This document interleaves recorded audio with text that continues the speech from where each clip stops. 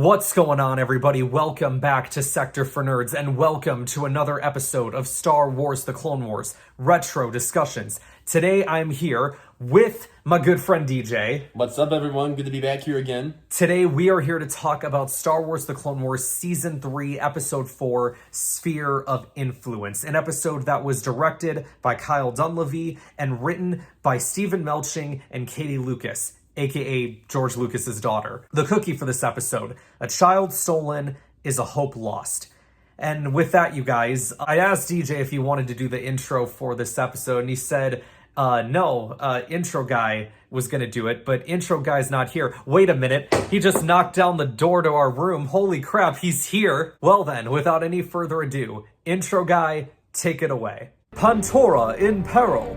The newly elected chairman of Pantora, Baron Papanoida, is caught in a deadly political game. The Trade Federation has blockaded Pantora and suspended all commerce with the system. Isolated from the rest of the Republic, the people of Pantora are beginning to rally against the Senate, who have seemed unsympathetic to their plight. To make matters worse, Count Dooku has come forward offering aid if Pantora joins the Separatist Alliance.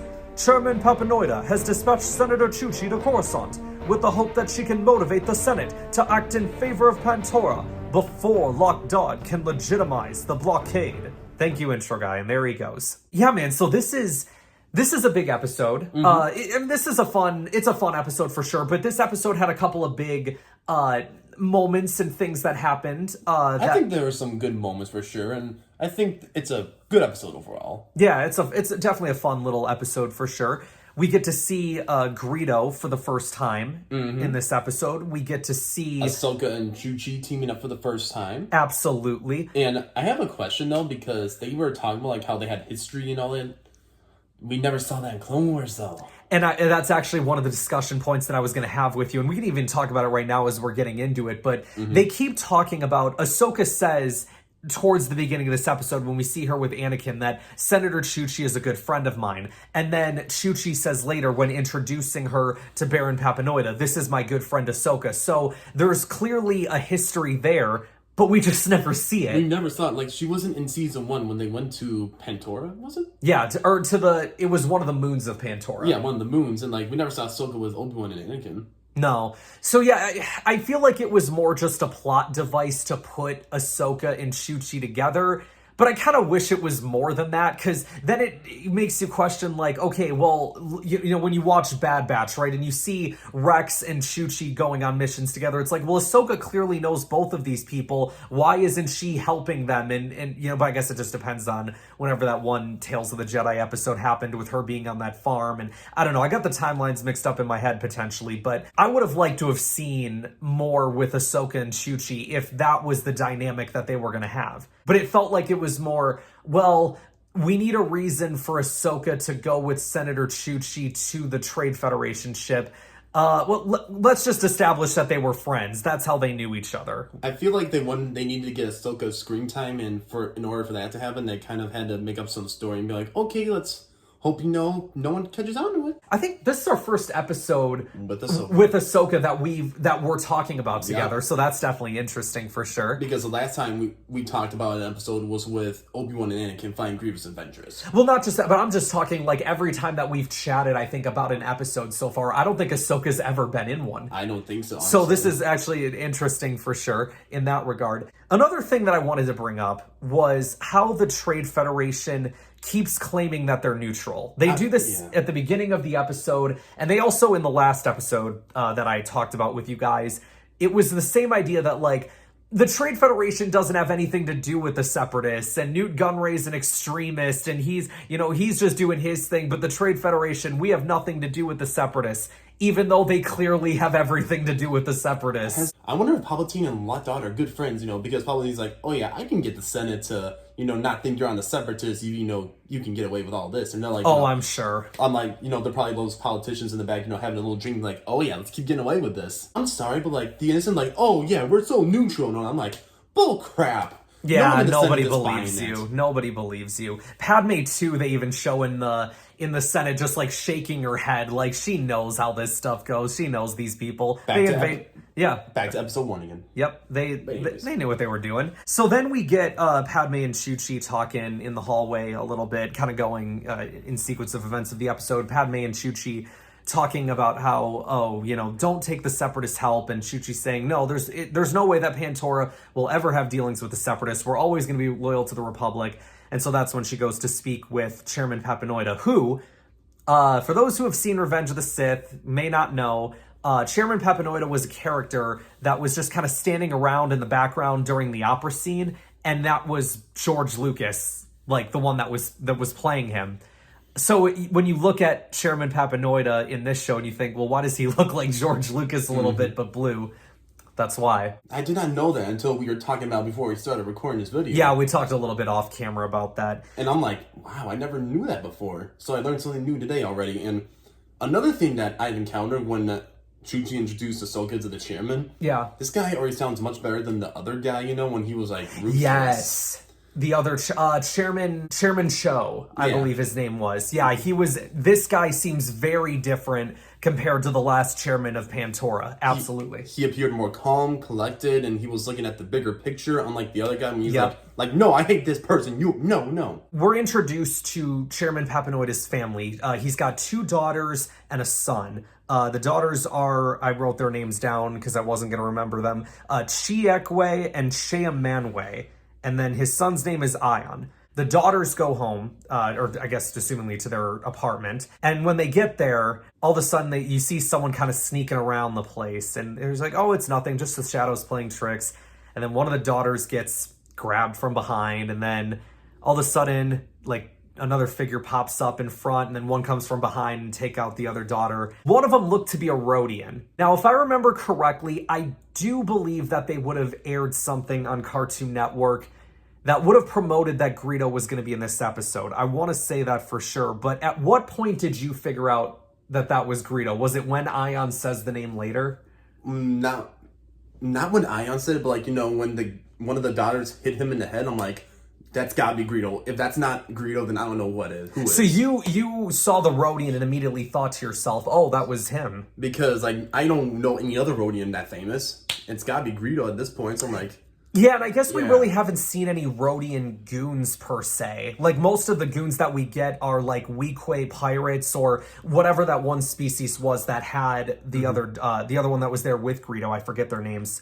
But yeah, so I get what you're saying. Yeah, that's definitely cool. And the only real bounty hunters we saw were Boba Fett and his group in the end of season 2, and then that one episode when they were helping the farmers on Felucia.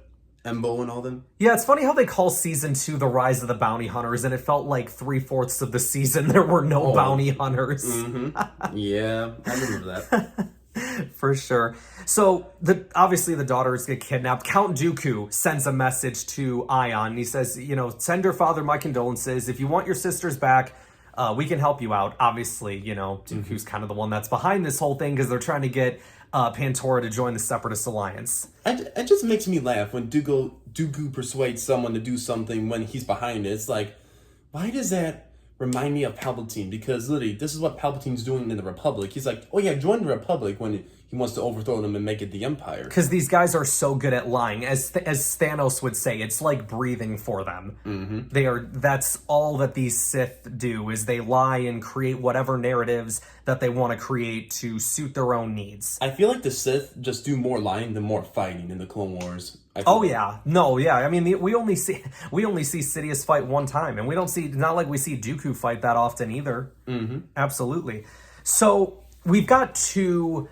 We can go one of two ways here, DJ, because we got, kind of like the last episode where we had 3 different routes going throughout the episode. This one we got 2. We've got Ahsoka and Chuchi on the Trade Federation ship, and then we've got Ion and the chairman going to Tatooine. Let's talk about Greedo, since we talked to him a couple minutes ago. Okay. I liked how right away the chairman notices that on one of the weapons, that there's some blood on there. Yes. He was very observant, and I'm like, how does he get that device, knows that it's Greedo? Because he's like, the computer, analyzed this for me. And then right away, it's like, oh, Greedo. And Yeah, that was a really good device that he had. I feel like more people should have that. like seriously, I want that device. You know? Someone find a hologram of Palpatine and then go, information retrieval. ID the hologram. Like, to be Palpatine. Maybe the chairman can be like, maybe the Jedi could use this weapon. Yeah, and right. Then, episode 3 could have been all avoided. It could have. That's 100% what could have happened. But they go to Tatooine.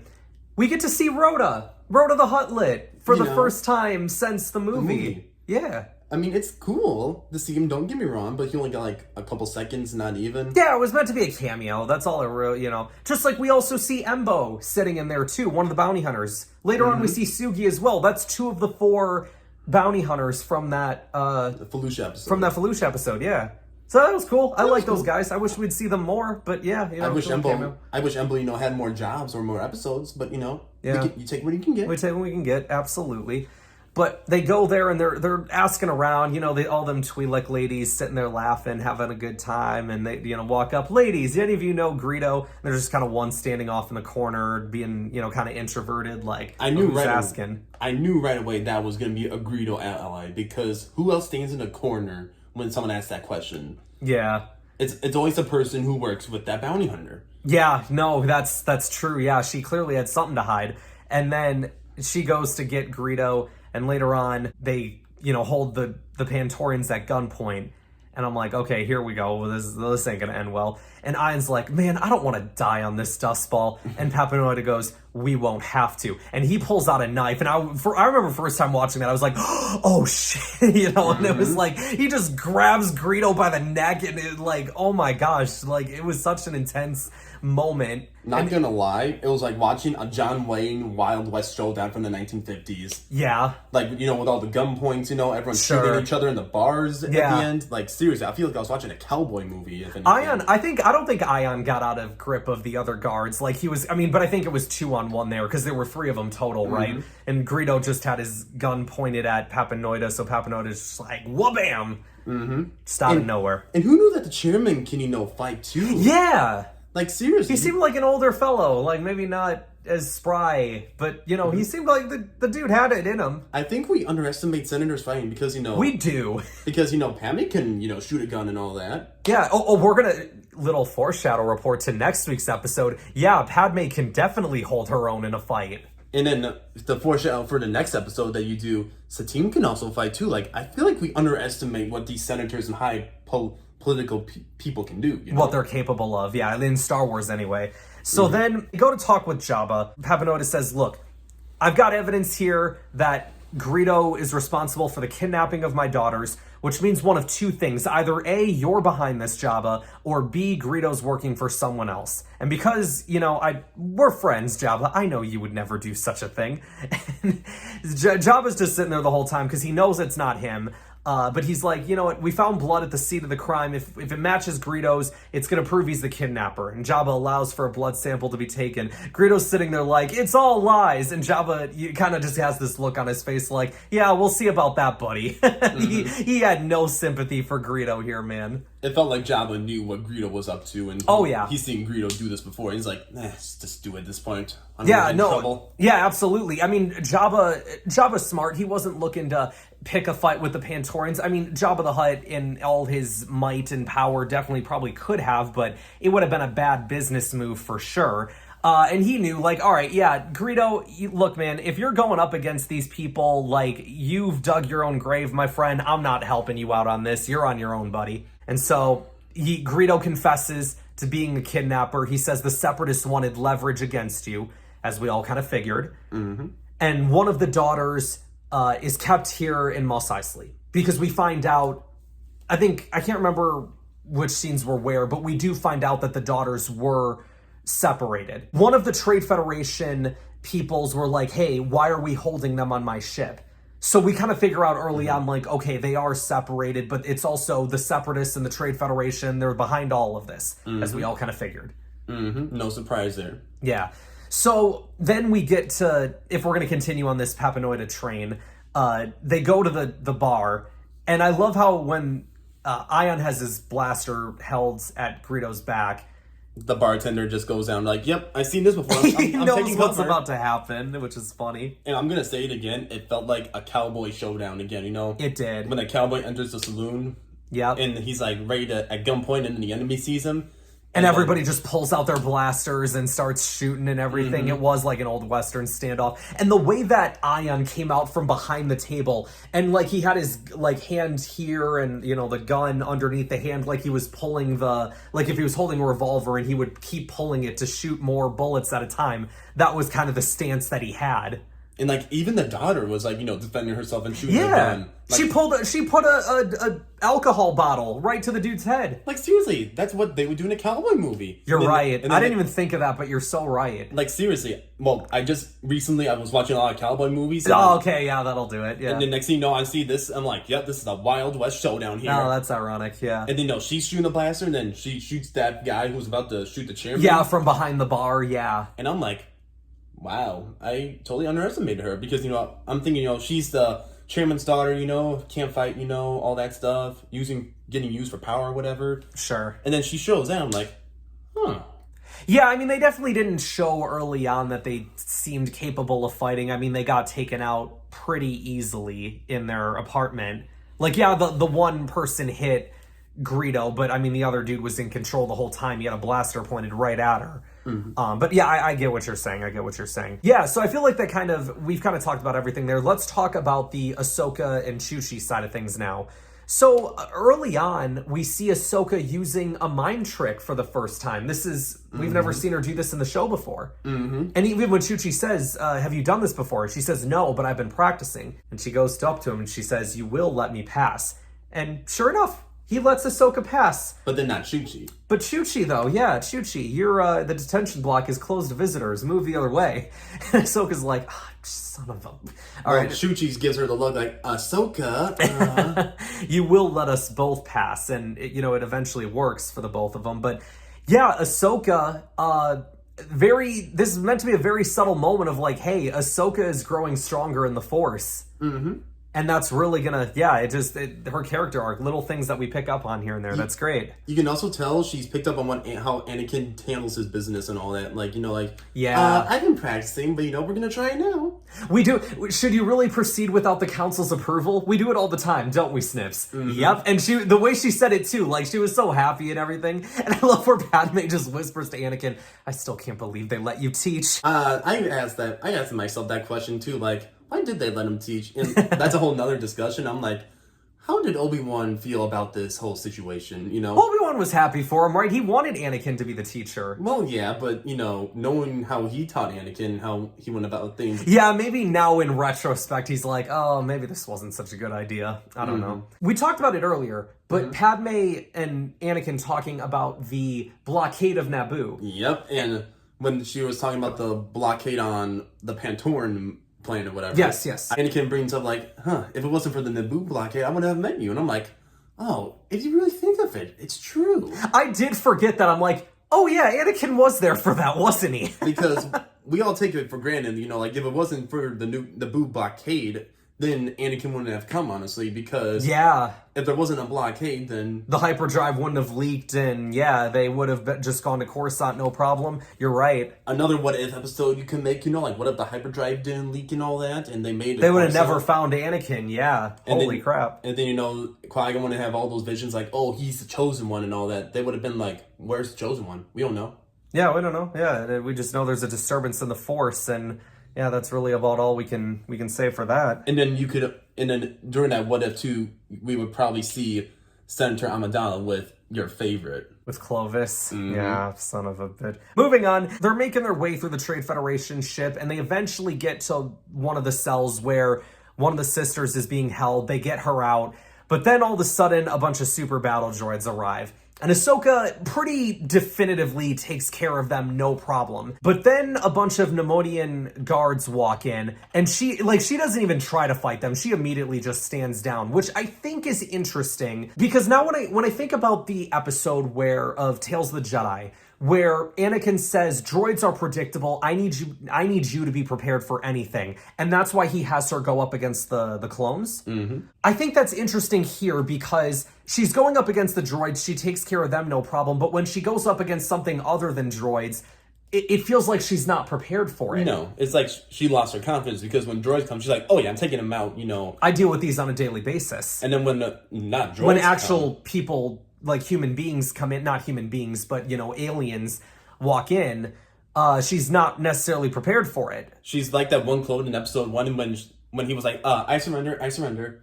Yeah. She's like, I surrender, I'm done. Yeah, I'm done. Yeah, I got nothing for you. But in all of this, Chuchi ends up blackmailing the Trade Federation, and that's kind of how they get out of this scene because, yeah, you're holding the chairman's daughter as a hostage right now. Like, y'all are just trying to be war profiteers. You clearly have some affiliation with the Separatists, and, we could find a way to resolve this whole thing, if this blockade were to end. And so I love how the one Nemodian leader, I forget his name, but he was like, he basically said, I want my lawyer. Like, I don't want to talk without a lawyer, which I thought was funny. It made me feel like I was watching Law and Order with that scene because they're like, oh, I'll blackmail you. You can't do that. Oh, then how come you took this person hostage and all that? I was waiting for the bad guy. In the Daredevil series, right? How there was that one lawyer, not even just in the Daredevil series, but all the Marvel Netflix shows. Yeah. It was that one same lawyer, like that same bad guy lawyer that would have the back of all the bad guys every time they were in trouble. It's like you're just waiting for him to walk in. Don't say anything at all. I'm your attorney. And I was like, son of a gun. I feel like that'd be a lot odd because earlier. Yeah, you're right. Because seriously, if you think of the Supply Lines episode, if you haven't discussed about that one yet. We did, yes, I've talked about that one. Okay, you did? Okay. So then Lot Dog comes in and he's like, oh yeah, I'm here on the behalf of, the Separatists and all that. And Duke will literally send him out. Yeah. I feel like he's that one guy, that's right there. Yeah, but also he did say we have nothing to do with the Separatists. So that's a total lie. Yeah, which, obviously, we know to be a lie for sure. It's so funny, like, how the Trade Federation's like, oh, we're just, we trade and, and all that in commerce and all that. Yeah. When Chuchi just yells out, no, you're not. You kidnapped a daughter for crying out loud. Yeah. You guys kidnapped a daughter of a leader of a planet. Yeah. You guys. Like, seriously, are the Trade Federation people kind of stupid? Yeah, I don't know. Well, it's like how the Techno Union kept saying we have nothing to do with the Separatists, even though that's another, we literally see Wat Tambor working for the Separatists on the Ryloth arc, but that's another story for another time. Isn't it just funny, how all these allies say, oh, we don't work for the Separatists? Yeah, we don't got nothing to do with them, and then they do. Yeah. Mm-hmm. So then the end of the episode is Lot Dodd basically doing damage control and is like, look, Newt Gunray's influence apparently has reached out further than we imagined in the ranks of our Trade Federation. It was the one person, I keep forgetting this freaking Nemodian's name and I'm regretting it, but let me see if I have it written down. Sib Kane, that sounds right, Sib Kane. He was acting on his own accord to kidnap the children of Chairman Pepinoida. So, in good faith, we have returned them to him, and as a gesture of friendship, we will remove our blockade and reopen trade with the Pantorans. End of credits. End of episode. Is it just me, or did that sound like a bunch of crap when he was saying, oh, New Gunray's, view has changed? Like, if I was a senator right there, I'd be like, that is the biggest bunch of crap I've heard. It was, what he said was Newt Gunray's influence. So this idea that Newt Gunray is this extremist and he's like an outlaw of the Trade Federation, but his outlaw, quote unquote, ways are influencing other people, even though that's just what the whole views of the Trade Federation are. They're just lying about it. Mm-hmm. And, it's kind of funny, they make him seem like, he's some big political leader, leading the Trade Federation. Yeah. But then, when I heard that, I'm like, it's a good short-term victory, Everyone is happy, everyone's all safe and sound. But I'm just thinking, when is anyone going to just pick up on the Trade Federation and be like, you guys are with the Separatists, get out of this, meeting room and all that? Yeah, I know what you mean.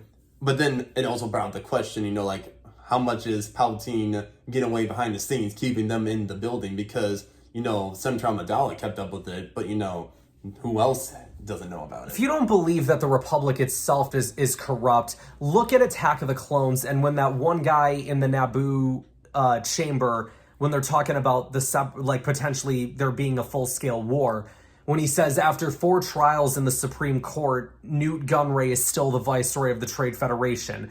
So how do you look at that and not think like, the Trade Federation are eventually going to have stuff to do with the Separatists, but also how do you not look at the Republic and see that as corrupt if this dude who attacked a freaking planet that it was an illegal thing to do, according to the Senate, how does this guy get unscathed after 4 different trials? That's what I'm saying, is it shows you how corrupt the Republic actually is. Oh, it is. It's very corrupt. And, like, even throughout the Clone Wars, you can see it gradually get more corrupt up to episode 3. As time goes on, yeah. And you see all the uncertainty, and it's like, yeah, you can see why the events folded the way they did.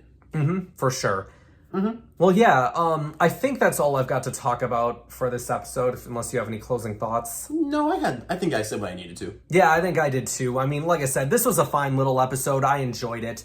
Next week, you guys, I'm going to be chatting with you about Season 3, Episode 5, Corruption, the episode where Padme goes to Mandalore, does a lot of different stuff with Satine. So, very excited to be talking with you guys about that episode. Make sure you guys are staying tuned for it. Actually, wait a second. Hold on. Now that I'm thinking about it, the time that this goes out, I think there isn't going to be an episode next week. If I have my timeline of events in my head the way that I think it will, I don't think there's going to be an episode next week, but I think then we'll do it in 2 weeks' time. So make sure you guys are keeping an eye out for that. That is going to wrap us up for today. DJ, thank you for coming on, my friend. Always a pleasure. Always a pleasure to be on here and talking Star Wars. Absolutely. Make sure to like this video, subscribe to the channel, share this video with others to help support the channel, and I will see you guys next time.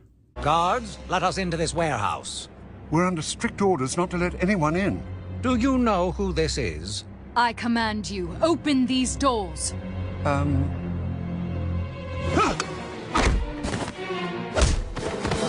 Arrest them!